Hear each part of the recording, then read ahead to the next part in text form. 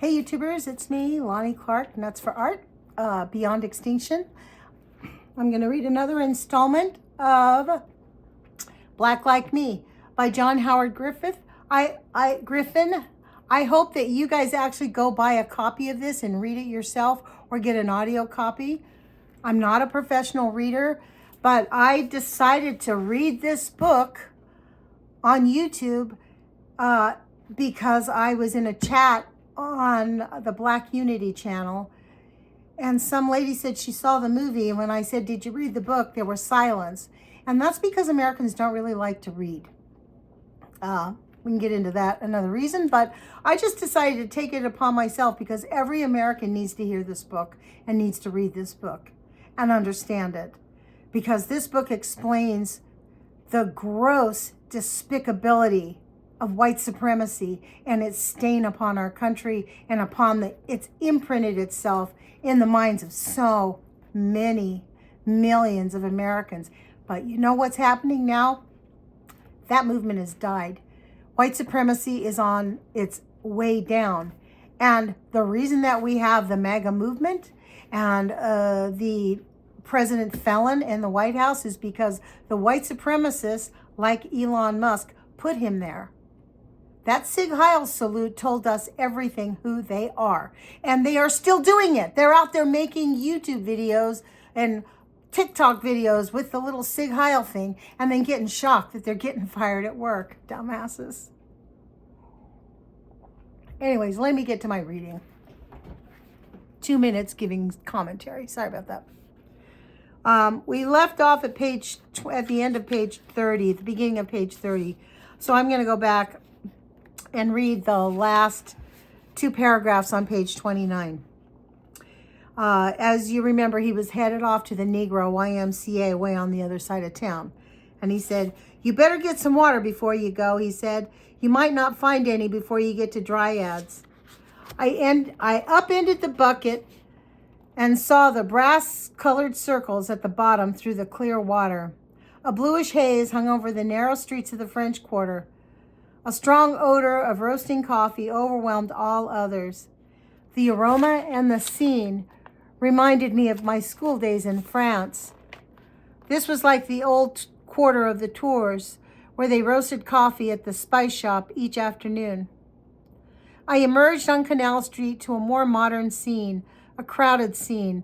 I deliberately stopped many white men to ask the direction to Dryads in order to get their reaction. Invariably, they were courteous and helpful. On Dryads, the whites thinned, and I saw more and more Negroes in the street. The church came into view on my right, its tower rising up past a bridge heavy with traffic. A sign told me it was St. John the Baptist Catholic Church, one of the oldest in New Orleans. I mounted the steps and pulled open one of the heavy doors. Street noises were muffled with its closing. A faint fragrance of incense drifted to me in a deep silence.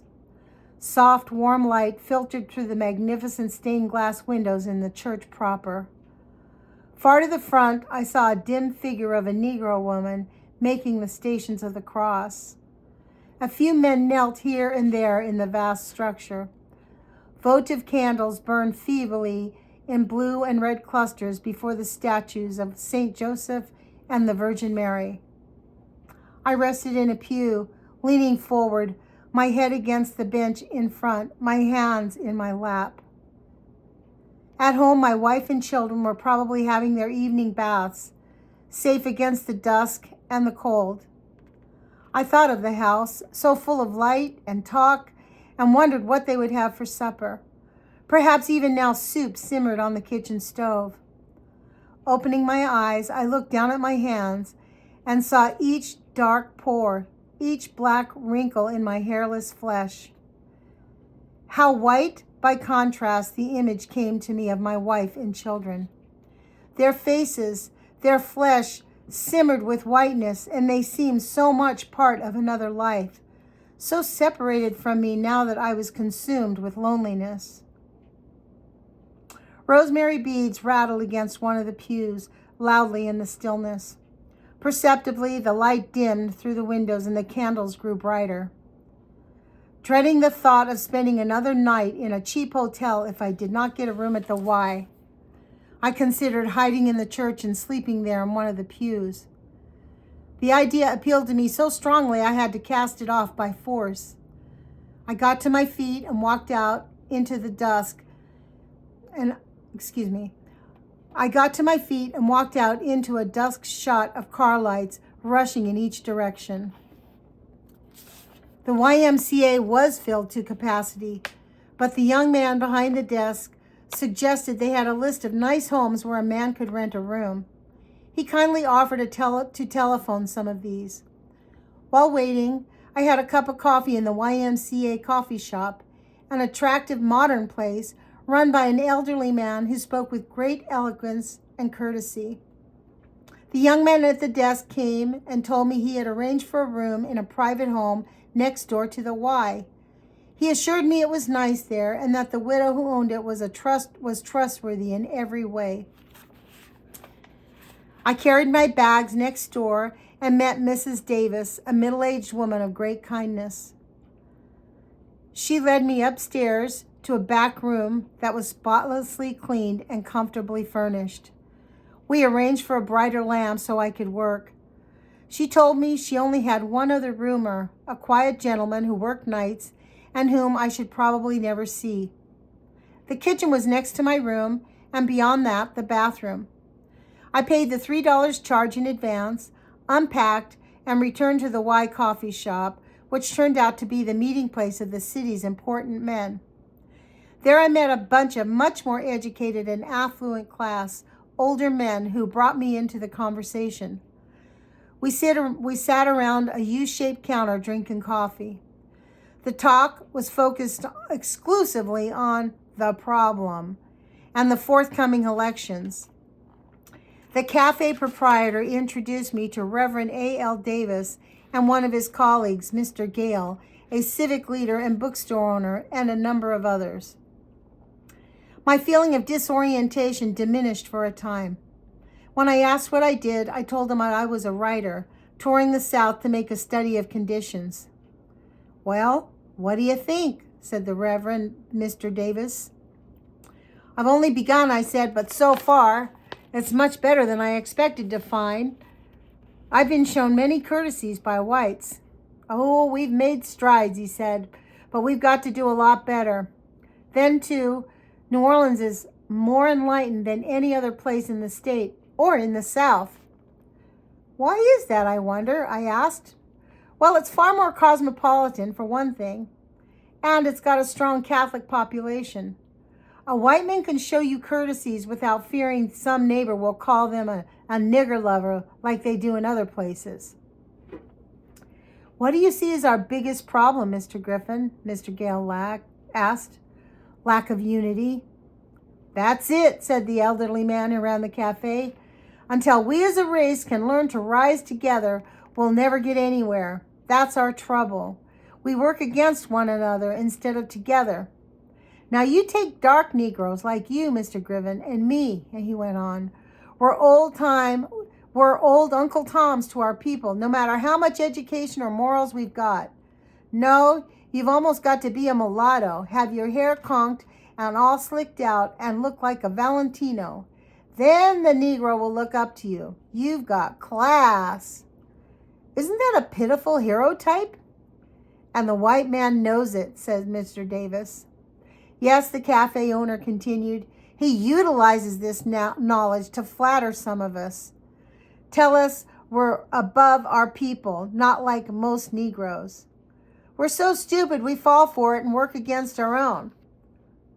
Why, if we'd work just half as hard to boost our race as we do to please whites whose attentions flatter us, we'd get somewhere.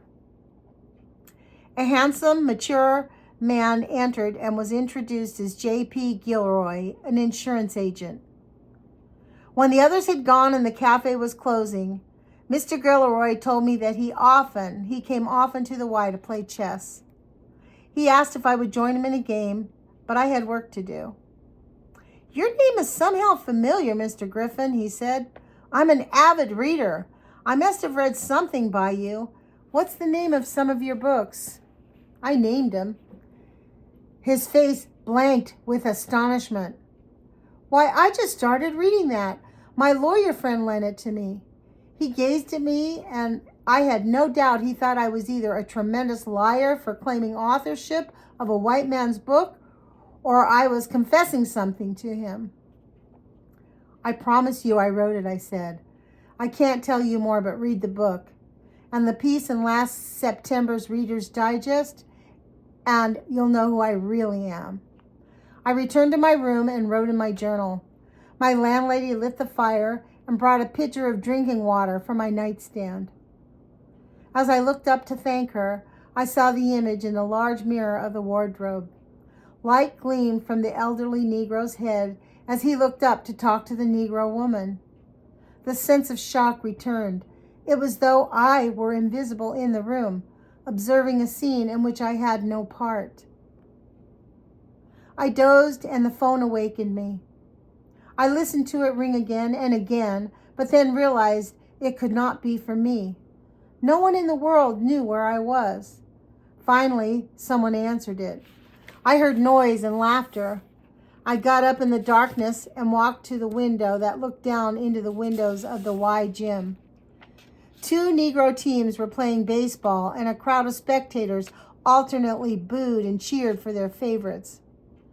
I sat at the window and watched them until hunger began to pester me. The kitchen clock read 7:30 when I passed through to go out to eat. I walked over to South Rampart in search of a cafe. Then I turned the corner. I noticed 2 large white boys sprawled on the front steps of a house across the wide boulevard. One of them, a heavy-set, muscular fellow with khaki pants and a white sweatshirt, whistled at me. I ignored him and continued walking. From the corner of my eye, I saw him get slowly to his feet and angle across under the streetlight to my side of the street. "Hey, Baldy," he called softly. I walked faster and looked straight ahead. "Hey, no hair," he called. I realized he was following about 75 feet behind me. He spoke casually, almost pleasantly, his clear voice in the deserted street. "I'm going to get you, Mr. No Hair. I'm after you. There ain't no place you go I won't get you. If it takes all night, I'll get you, so count on it." A deep terror took me. I walked faster, controlling my desire to break into a run. He was young and strong. If I made it a chase, he would easily overtake me. His voice drifted to me again from about the same distance, soft and merciless. "Ain't no way you can get away from me, Mr. Shithead. You might as well stop right there." I did not answer. I did not turn. He stalked me like a cat. Cars passed occasionally. I prayed that a police car might choose this street. I noted that when my footsteps slowed, he slowed. When mine accelerated, he matched them. I looked for an open door, a light. The stores were closed. The sidewalk, with grass in each seam, stretched ahead from street lamp to street lamp. To my immense relief, I saw an elderly couple waiting on the corner for a bus. I approached and they stiffened with caution. The quarter was not safe at night. I glanced back to see the boy halted in mid-block, leaning against the wall. "I'm in trouble," I said to the couple. They ignored me. "Please," I said, "someone's chasing me. I don't know what he wants, but he says he'll get me. Is there any place around here I can call the police?" The man looked around. "Who's chasing you, mister?" He looked irritable. "That boy back there." I turned and pointed to the empty street. The boy had disappeared. The man grunted disapprovingly, as though he thought I were a drunk. I waited for a moment, thinking I would catch the bus. Then certainly it had only been a prank. I darted down the side street towards well-lighted dryads, where I knew I would be safe. I had gone only a half a block when I heard the voice again. "Hey, shithead," he said quietly. I tasted fear and despair like salt in my mouth. You can stop right along about any there place, Dad. What did you say that? I'm going to read that again. You can stop right along about there any place, Dad. That's a weird sentence. I guess it's a colloquial accent. You can stop right along about there any place, Dad. We walked on in silence. His footsteps again matched mine. Stop right along there. Ain't no nice people on this street for you to hide, Baldy. I searched for some solution and could find none. Something deadly, nightmarish about the pursuit terrified me more than the pursuit itself. I wondered about my family. What if he should knock me in the head, or worse? He sounded diabolic. For an instant, I imagined the expression of some police officer's face as he looked at my black body and read my identification papers. John Howard Griffin, Mansfield, Texas. Weight 196. Hair brown. Race white. Male. Sex male. Height 6'1.5". Would he think I'd merely stolen the papers from some white man? What do you keep walking for when I told you to stop, Dad? I knew I should never get away from the bully unless I bluffed. I had long ago been trained in judo. Perhaps if I were lucky enough to get in the first blow, I might have a chance. I saw an alleyway in the dim light and summoned up a deep growl. You come on, boy, I said, looking back. You follow me. I'm headed into that alley down there. We walked on. That's right, boy, I said. Now you're doing just like I want you to. I approached the alley entrance. I'm going in, boy. You follow me. I don't dig you, Daddy. You follow me, boy, 'cause I'm just aching to feed you a fistful of brass knuckles right in the big mouth of yours. I fairly shouted the last words. I stepped into the alley and pressed against the wall, sick with fright. The stench of garbage and urine surrounded me. High above the buildings, black silhouette stars shone in the clear sky. I listened for his footsteps, ready to bolt if he accepted the challenge. Blessed St. Jude, I heard myself whisper, send the bastard away. And I wondered from what source within me the prayer had spontaneously sprung. After what seemed a long time, I stuck my head around the alley and looked back along the street. It stretched empty to the street lamp at the end.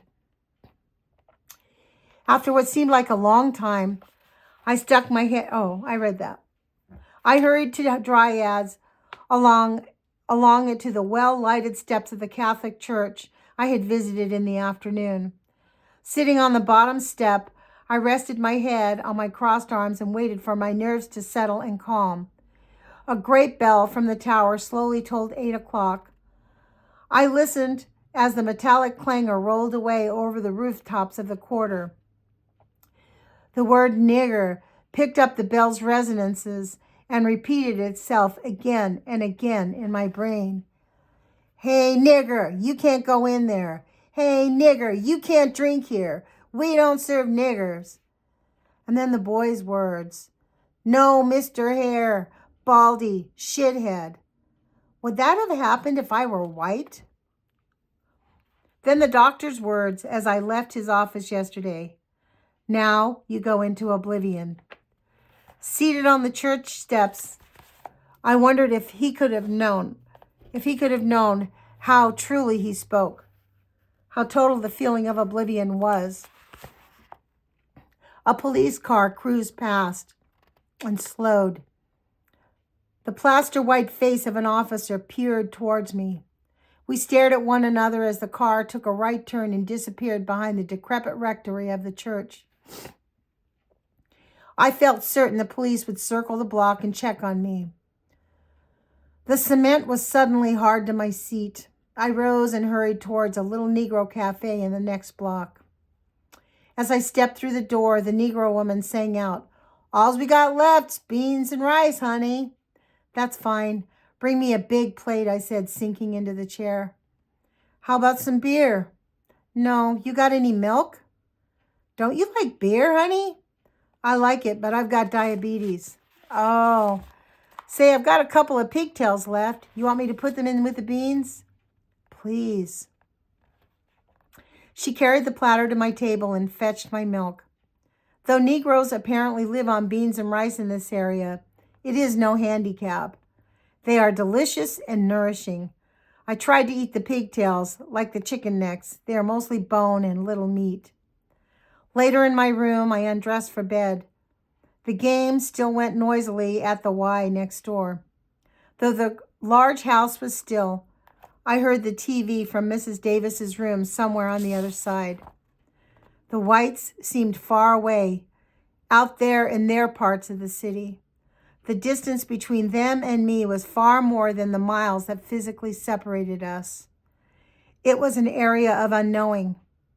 I wondered if it could really be bridged. And that is the end of this. I'm going to stop here. It's 20 minutes, you guys.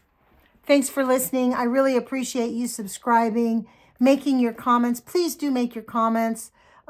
However, if anybody does support Donald Trump and tell me that he's not a bad person, I'm going to block you. If anybody wants to lecture me about gun rights, haven't done your homework when 30,000 kids a year, 30,000 people plus in this country are being killed because we have unregulated weapons. The Second Amendment isn't made to defend us from our government. The Second Amendment was made to defend us from the Native Americans, frankly. So, and from England, who we were breaking up with. So we have a regulated militia, which is called the U.S. military. We have the Secretary of Defense. We have a whole slew of people. What we need in this country for gun rights is regulation to keep them safe. Everybody can have guns, but let's just keep them safe. So if you come on here with that, and if you come on here about how the left has harmed this country and the left is too far left and we need Christian theology and turn this country into a theology. Thomas Jefferson was an atheist, a committed atheist. The amendment about religious rights says the Congress shall not make any laws regarding religion, period. Not pro-Christianity. You can keep all your brainwashing stuff to yourself. So that's 2 minutes on, 2.5. I'm just going to stop because I'm blocking anybody. I'm not going to be trolled. That's what drove me away before. I wasn't too heavy-handed with the block video. So I'm pretty much done talking to people who hate our country. This is why I want you to read this book, because this book teaches you about compassion and love and humanity. Put your feet on, courage feet on, you guys. Ciao.